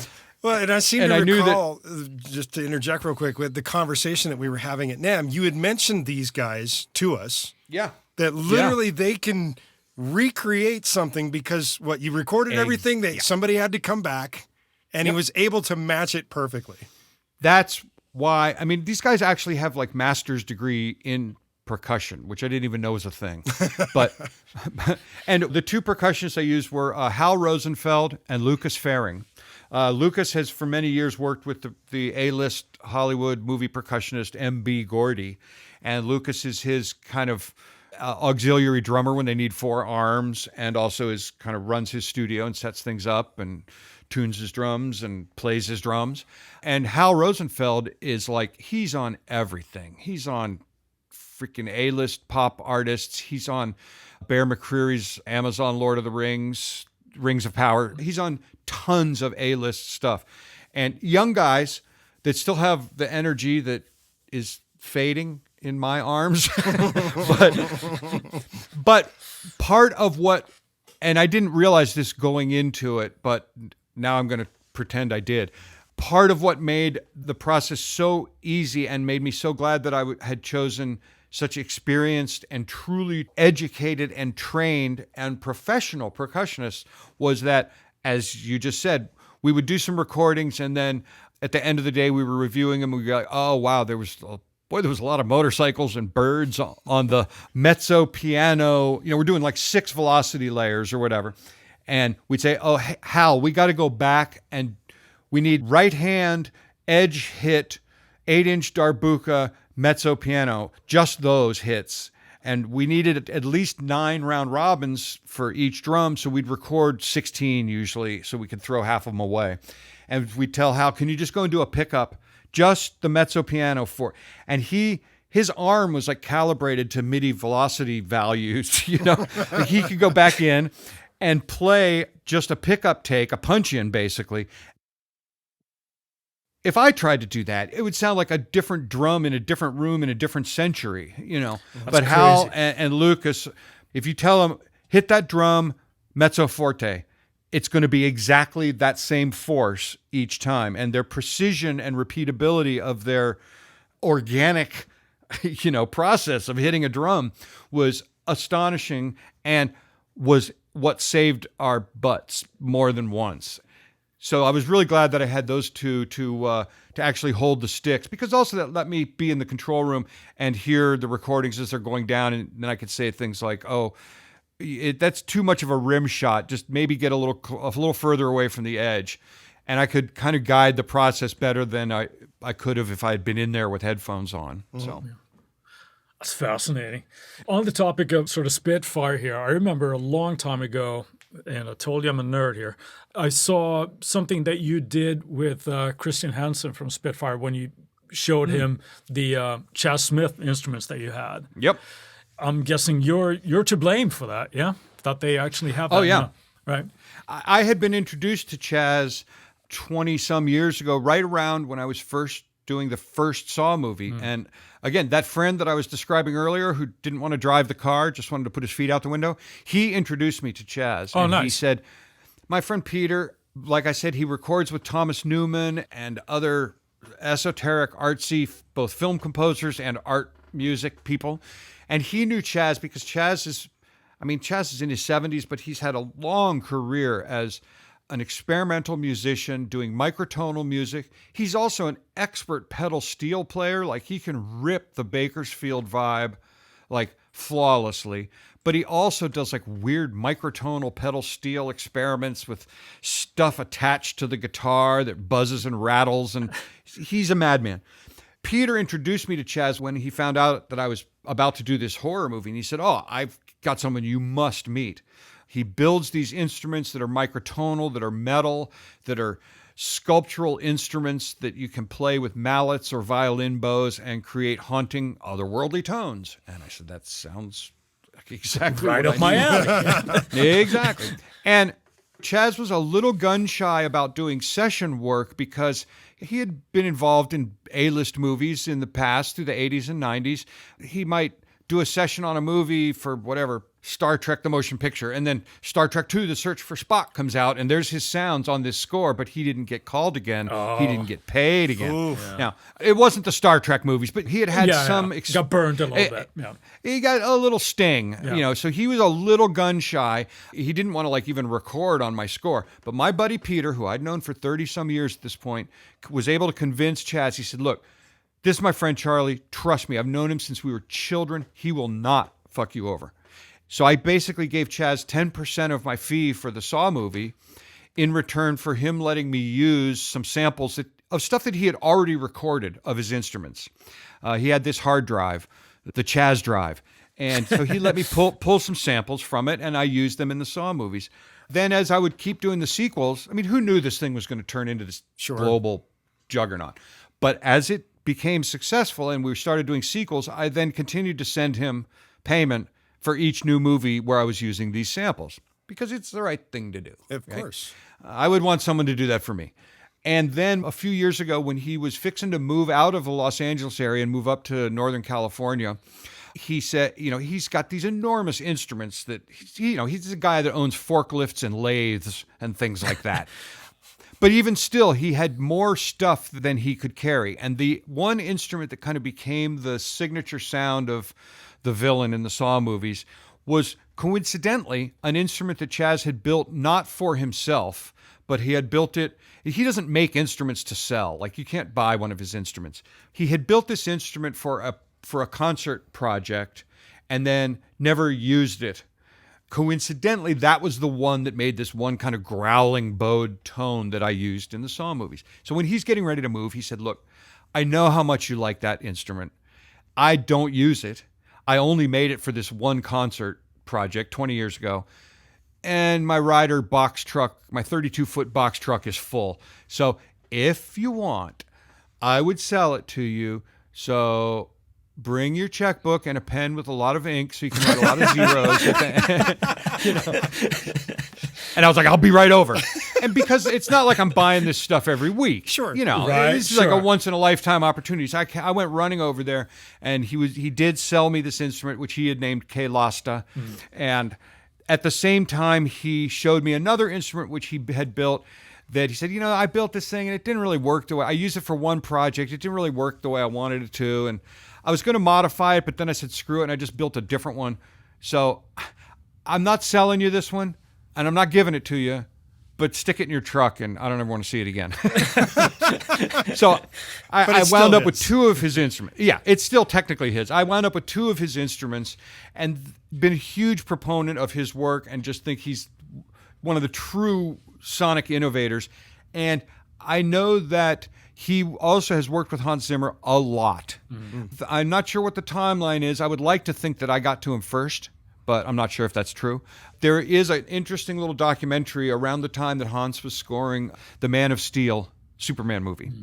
And he got Chaz to assemble, first of all, an army of 8 pedal steel players, I think it was, to make these ungodly giant roars. And of course, Chaz can find 8 pedal steel players like in his front room, probably. And also to record some of his sculptural instruments to create tones that evoked the planet Krypton or whatever. And there's an interesting little documentary which can be found by Googling Hans Zimmer, Man of Steel, Chaz Smith. In this little documentary, Chaz goes into his studio and he shows his metal shop and he shows some of the instruments.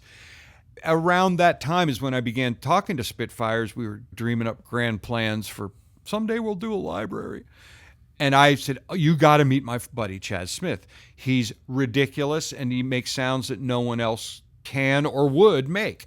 And I put the two together and it took almost 10 years for Spitfire to convince him to collaborate on a sample product. Spitfire is unlike any other sample vendor that I've met because they pay a calculated royalty directly to the content creator. It's basically anywhere from a third to a half, depending on how many other people had to come in and edit the stuff. Because those people, the poor sample choppers at Spitfire HQ, they get a royalty too. Everybody gets a point. And on the Hammers project, the 2 percussionists and the recording engineer, they all got a point. I wasn't taking all the money. So they're getting a royalty for each copy that's sold. And I told Chaz, I said, look, Spitfire, they are not going to screw you, man. Trust me, I didn't screw you, did I? But it still took 10 years because these are his sonic creations. Sure. They're his babies. But at a certain point, he relented. I recognize a lot of the content in the Spitfire Chaz Smith library as stuff that he had recorded years and years ago and never used. But it's pristine single note bow strokes on these metal instruments. Some of the instruments no longer exist. They were built and disassembled, or they were cut in half and welded together into something else. Mm-hmm.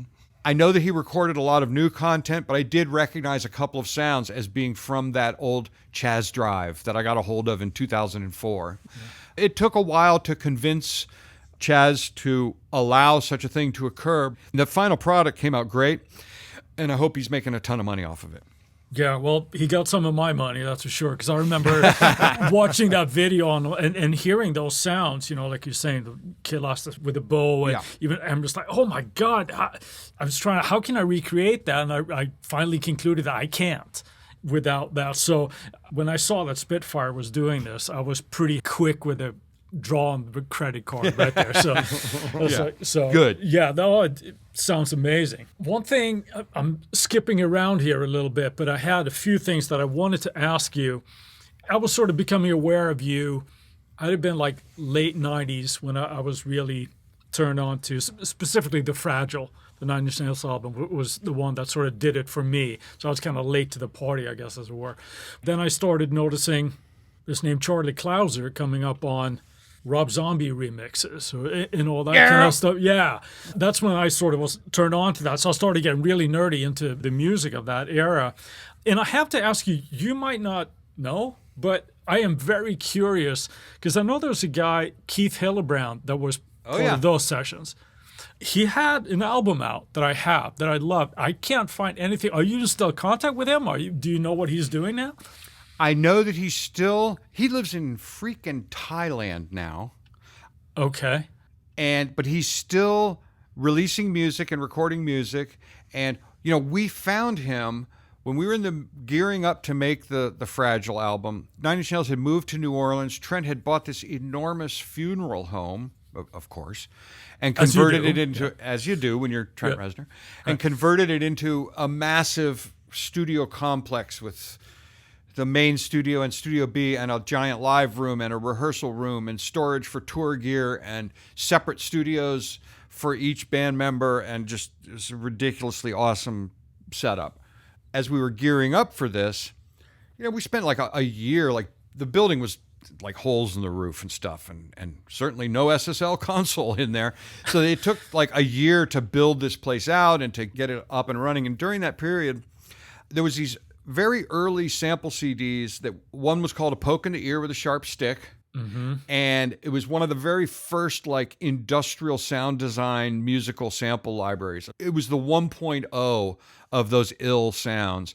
And in fact, a lot of the sounds in that Coil remix of Nine Inch Nails' Closer that's used in the movie Seven, not to burst anyone's bubble, but some of those sounds are just straight off of Poke in the Ear with a Sharp Stick. They're not pitched, they're not edited, they're just like boink, and there it is. And so we all love that sample CD, but there's only so much stuff you can get off of a sample CD before you've worn it out, right? Sure. Then there was other sample CDs that Keith had made called Diffusion of Useful Noise. I remember that. Yeah. Right? Yeah. That was how I discovered Keith. We thought these sounds are fantastic. In fact, they're so good, we want our own supply of these. So I contacted Keith and convinced him to move to New Orleans and become one of the in-house sound designers for Nine Inch Nails. And he did exactly that. And so all through the making of The Fragile, Keith was creating sounds in he had a separate studio in the upstairs hallway across from mine. And so he was creating sounds using his ARP 2600 and digital. We didn't have plugins back in those days, kids, but using early digital processing software like Hyperprism and Audio Mulch and things like that to create some of the raw material that we could pick through while making The Fragile. Right. And yeah. Steve Duda also was similar adventure. Steve Duda, who created he was one of the inventors of the BFD drum plugin, which an idea which came from me and him being way too stoned in the middle of the night. And then he went on to create the legendary synth plugin Serum. Oh, wow. Man. And that's apparently now, I've seen guys on Instagram showing how to turn that into a drum plugin. Yeah. And make it do crazy, wicked, humanized field drum patches automatically. It's pretty crazy. Steve and Keith were my two proudest hires in the Nails camp because they both had a unique and unusual skill set that we could find a home for in the Nine Inch Nails camp. Keith was doing the sort of bleeding eardrum sound design and creating raw sample fodder for us, and also helping to drive. For a long time he drove the computer in the main room as Trent was tracking, because I just couldn't take it anymore. I wanted to go upstairs to my little cubby hole and play video games. Try in vain to write a hi-hat part that might be included on the album. But Steve was a similar kind of thing. He was a guy that worked at DigiDesign who I spoke to so frequently when we'd have tech support issues that eventually they gave me his direct phone number and his home phone number. And then eventually I convinced him to also quit his normal good paying job at DigiDesign and move to New Orleans and become one of our in-house experts. He was also great. He helped back in the day. The song The Wretched on The Fragile was created with, the drum part for that was created with Rebirth. Remember Rebirth? Propellerheads? Yes. Yeah. Well, this was before the era when Propellerheads allowed users to do Rebirth mods where they would drop their own samples into it. When it first came out, it had an 808 and a 909 and two 303s, and that's it. And you couldn't open the hood and you couldn't swap samples. We got Steve Duda down there and we said, bro, we love this program, but we're not trying to use 808s and 909s. Is there any way you can pop the hood on this fucker and find where the samples are? Because they're clearly samples, the 808 and 909. Right. They're not synthesized. We're like, is there any way, and he's like, I still have no idea how he did it, but he was like, oh yeah. And he snapped the case on that thing so fast, popped the hood, went digging around and searching for text strings or whatever. He found where the samples were stored. And then he figured out a way that allowed me to give him a set of samples to replace the 808 and 909 samples in Rebirth. So that's what we used to make the Wretched and to make a lot of other percussion elements on the Fragile album. Of course, as soon as he had spent 2 months figuring out how to do that, then Propellerheads came out with, Rebirth version 2 that allowed anybody to do it. But we felt like we were badasses there for a minute, Well, that's how you do it. I learned something today. Yeah, and Steve also, the BFD drum plugin and the concept of having a drum sampler that when you hit one key, you see 16 VU meters lighting up. Right. That was a concept that Steve and I literally thought up while playing PlayStation 1 Wipeout game and smoking bong hits at 3 a.m. And because we had just gone and recorded at Steve Albini's Electrical Audio with Bill Rieflin, and we had taken single hits recording. We recorded the parts that we wanted Bill to play on the record, but we also then at the end of the session, like I always should have done on my movie drums in my living room, we recorded single hits onto analog tape with, I think we had 18 mics all together. So we had these multi-track drum recordings. And the first thing that we did was Alan Mulder mixed them down to stereo. We were using emulator 4s in those days. So we made a bank of the single hits of Bill Rieflin's drums as recorded by Steve Albini in his amazing room. But they were just stereo wave files. We didn't have that multi-channel ability. And so me and Steve playing Wipeout, getting stoned, we're like, dude, what if? Okay, bear with me. Picture this. You hit one key and it triggers all 18 channels. So you get the snare bleed on the tom mics, you get all the overheads in the rooms, and then we can record a MIDI drum part and Alan can mix it as though he had all the mics in place. Wouldn't that be totally cool? And of course, Steve was like, we can absolutely do that. Let's do that. We had all the material on analog tape. We dumped it into Pro Tools. We edited all the single hit drums, but with all 18 channels. We exported all of those channels as separate individual files per drum per hit, loaded them into an emulator 4, mapped them so that when you hit one key, all 18 channels would fire, hit the key, and you could hear all 18 channels going because the poor emulator 4 couldn't fire them phase accurate. Oh, no. Yeah. Right? Fortunately, we have 8 emulator 4s, so we use one of them for the kick, one of them for the... It never really worked because the engine of the samplers in those days was not up to the task. Sure. But the concept was sound. And then many years later, after he had left the Nine Inch Nails camp and was back in LA, and he began working with the guys from FXpansion, they finally coded an engine that could do that and maintain the phase relationship between all those signals. And BFD was the first multi-mic position drum sample library. Now, of course, like Contact does it. Everybody does it. Yeah. But I would like to think maybe everybody else thought of that same idea at the same time we were playing PlayStation and getting baked. But I would like to think that me and Steve came up with this amazing idea and then failed to implement it due to the limitations of the current technology. But then he later was able to make good on it, and BFD kind of spawned a whole series of imitators or, like Superior Drummer and all those. Right. And of course, all the Contact libraries that do a similar thing. But it was based on Steve's pioneering work in that field, I'd like to think. Yeah, it's something that, obviously we talk sometimes on the podcast when we do retrospects or whatever, but how the technology that we have today, we sort of take it for granted that we can do all of these wonderful things. Just the other week, we were talking about basic MIDI and what we had to do like before there was MIDI, and today we don't think twice about it. It is, it's back in my day, kid. Yeah, I know. I had to walk uphill in the snow both ways to school. Oh, don't get me started on that because I literally did do that. Yeah. There was a fun aspect to that challenge and to feeling like you triumphed over this elaborate room full of technology, 2 Studer 24-track machines and a Microlinks timeline synchronizer. And when you got it all working, you really felt like you had achieved something just to get it to work. Never mind the music part of it. Just getting the gear working was like a triumph, Right. It's like climbing Mount Everest and saying, I have conquered. Yeah, because it was there. Exactly. Yeah. Thank you very much for taking the time here. Charlie. Really, really appreciate it. We have 3 questions that we'd like to wrap up with. Uh-oh. I'll start us off, Jody. Don't be too scared. It's What is the airspeed of an unladen swallow? No. Sorry. No. The first question is: what's your favorite piece of gear that you can't live without? Ooh. Well, I guess computers and software and plugins don't count. Whatever you want, man. I would say this year it's going to be.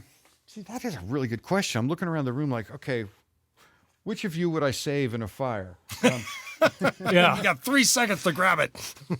Yeah.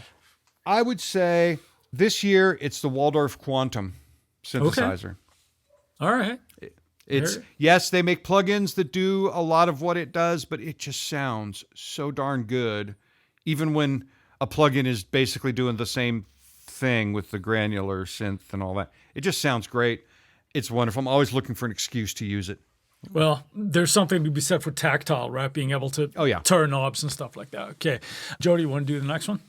Biggest lesson learned. Ooh, the answer is multi-part. I've only ever had really one mentor, which was that Australian guy that hired me off the floor at Sam Ash to help him on that Equalizer TV show.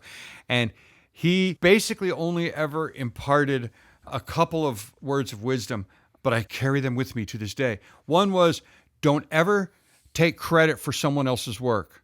If somebody wrote a piece of, contributed to a piece of music, they need to get credit. And he was saying this in the context of, don't ever put some music on your demo reel that you didn't write and try to pass it off as your work. He said, because in the film world, you might think you're fooling people, but somebody's going to know. Of course. And, so he said, don't ever even consider doing that. And he was basically saying it in the context of, don't take any of this music that we're doing together from the Equalizer and put it on a demo reel and say you did it, because they'll look up the credits and your name's not on the credits. Because I wasn't writing anything. I was mixing it and making drum sounds for him or whatever. So fair enough. He said, don't ever take credit for someone else's work. He also said, don't ever be late. There's no such thing as a dog ate my homework story in this business. He said, if you ran out of time and you didn't have any good ideas and all you had time to do was a little boom, boom, boom, boom, boom, boom, and a little 2-string chords on top, you go into that room as if that is the ultimate idea. And that is exactly what you intended to do. It's not all that you could come up with in the short amount of time you had left after you faffed around playing video games. Whatever you've got that day is the one. No, don't ever be late, and don't ever tell a dog ate my homework story about why stuff isn't ready. If the stuff isn't ready, bring what you got and stand behind it as if that's exactly what you intended to do. If you'd have had another 6 months to do it, it still would have been this.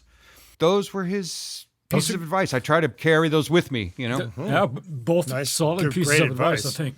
Yeah, absolutely. Not just in music, but in life, I would like Yeah, to think. right? Yeah, Yeah, right. yeah. So last one here. What's the piece of advice that you universally give when people ask you for advice, besides those 2 points? Yeah. The one, I don't have much advice because everyone's use case is different. But my path to wherever I'm at now is largely been an effort to not do what somebody else is doing really, really well.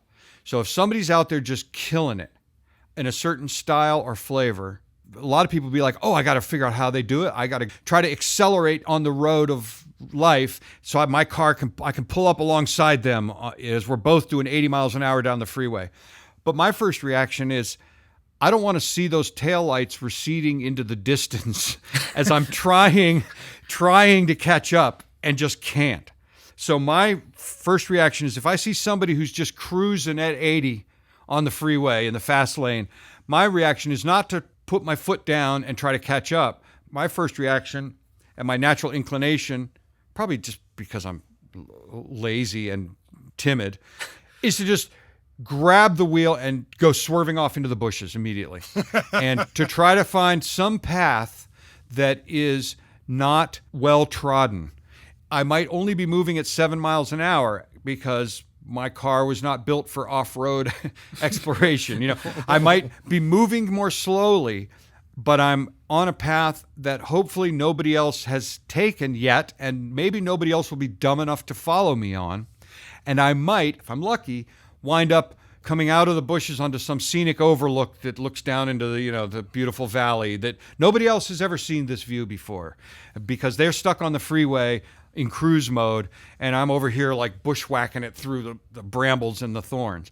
That allegory just describes my effort to not repeat what other people do well. I guess you could boil it down into the old cliche chestnut of like, find your own style. But sometimes that can manifest itself in weird ways of workflow, or like, oh, everybody says use these super heavy strings to get the heavy guitar sound. Well, screw it, I'm going to use the thinnest ones they got. There's a million ways in which you can run counter to the established knowledge and hopefully find some interesting results. Yeah, I completely agree with that. I mean, as musicians, my primary instrument is guitar. And we're notorious for this kind of shit, right? Where people just want to emulate whoever the latest gunslinger is. And at some point, when you start getting a little gray hair like I have, you realize that leads nowhere. It's like finding your own voice and stuff, as cliches as it sounds, but you're never going to outgun somebody doing what they do, which is them, right? So you can't be Angus unless you're Angus. Exactly, yeah. Right. I mean, I did go down that wormhole of like the guys duplicating the Schaefer wireless system that was the key to the Angus Young sound on Back in Black, and then at one point one of his guitar techs is saying, it's not. It was a Premier Guitar rig rundown of Angus Young's rig, and he's showing. The interviewers ask him, so what kind of pots is he using on that? It's like, they're just the standard, whatever, the 10K pots from Gibson. Well, what about the strings? They're Ernie balls. They're the ones in the pink package. We don't mix and match like it's not the heavy gauge on the low string. No, it's just the Ernie balls in the pink package. Well, what kind of pick? It's just a Fender medium. It's not, Yeah. The thing that makes it sound that way is because it's Angus. Yeah. It's the fingers. It's the player. Yeah. Yeah. No, I've heard a similar story about him as well. So how do we get that Angus sound or the studio? Well, you need a 50-watt Marshall cranked up, you need an SG, and then you need Angus. And that's how you get that sound. Right, yeah. So I guess the lesson from all that is just everybody go out and be Angus. Exactly. There it is. Don't be Charlie because he's taken, right? Yeah. All right. Thank you very much, Charlie. We got one more thing coming up that you may be a part of here, but Jody, what do we got? It is time for our Friday finds. Chris, what have you got this week? I discovered something that is super sexy, and that's storage for your computer. I know, right? I realized that Western Digital SoundDisk, they have this thing called the Pro Blade Station, which is... I've seen that. Yeah, it looked really, really cool to me, where it's essentially, if you imagine like a RAID system, one Thunderbolt port going into your system, and you have these little swappable SSD drives that just goes from 1 to 4 terabyte, whatever you want, right? But you can just pop them in and out, and it's got a slot for 4 of them. So I thought that was really cool. Looking at that, I'm like, well, the price tag has to be astronomical on this. But the housing is like $400. That's not too bad. That's not too bad at all. And had I known this a couple of years ago, I probably would have gone with that backup system. But the blades themselves are, it was like 1 terabyte, was just north of $100. So I thought that was a really cool solution, and that has to be my Friday find. So what do you got this week, Jody? I'm going with the Logic Pro drum sets under the producer kits. As a few weeks ago, we were talking about me remixing old albums and having dealt with V-drums for MIDI data, wanting to figure out whether or not there was any drum plugin sample libraries that actually took V-drum snare location hits and actually changed the snare sample based on that. As it turns out, I learned this morning of the recording of this podcast episode that Logic's drums do actually change that data. and change the sample of the snare drum based on general controller information number 1. So Logic drums actually do that. So it's right under your nose all along. It's right under my nose all along, and I never noticed it until this morning. And it's right under my nose, too, all along. And now I'm pissed that it took me 20 years to hear that.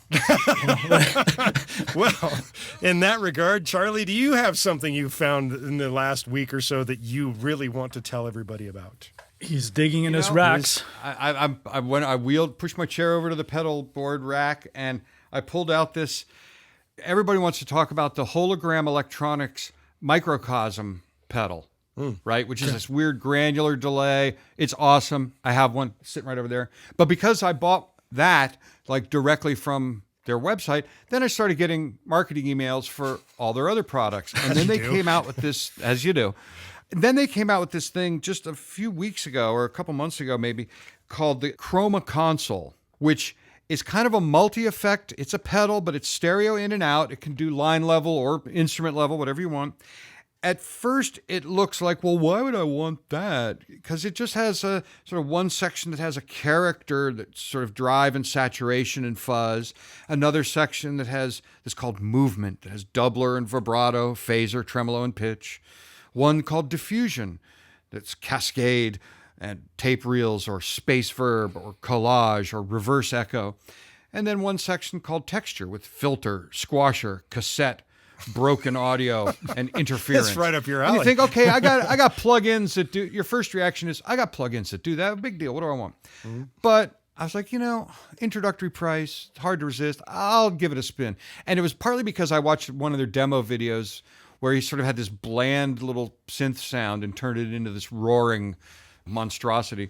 I said, I'll give it a toss. The thing came a couple weeks ago, and it is way better than it should be for what it looks like and what the knobs say they do. Just fiddling around with it and being able to change the order of the different effects immediately proved useful and just sounded good. So Hologram Electronics, they're killing it, and their new Chroma console is way cooler than you might think just by reading. So watch any of the demo videos on it, and maybe that'll convince you. But does it Angus? It does. It will not make you Angus. I'm sorry. That is the one thing it won't do. But I was pleasantly surprised, and I've actually used it on a couple of projects already, and it's really cool. Awesome. Again, thank you very much, Charlie, for doing this. It's been a super pleasure for both of us. I speak for Jody here as well. Fun doing stories right out of my mouth. Yeah, absolutely. So thanks again, and best of luck, and we'll look forward to Saw 11 then on the horizon. Yeah, that'll be my summer job, is doing Saw 11 this year. Rock on. Yeah, thanks for having me on, and let's do it again, Chapter 2. Absolutely. Sounds like a plan. If you're up for it, let's do it. Sure. Awesome. While we've got your attention, we ask that you go to InsideTheRecordingStudio.com and sign up for our mailing list. You'll need to be on our email list in order to be eligible for future giveaways. And we'll make sure you don't miss any future episodes of this amazing podcast. Send us an email at goldstar, GOLDSTAR, at InsideTheRecordingStudio.com with the name Clouser, and you'll get something cool back in your inbox. If you have a topic or suggestion for Chris and I to explain in a future episode, contact us at the contact page, and we'll put it into consideration for a future episode. With that, I'll say see you next week. Thanks for listening, everybody. Have an awesome day. Thank you, Charlie.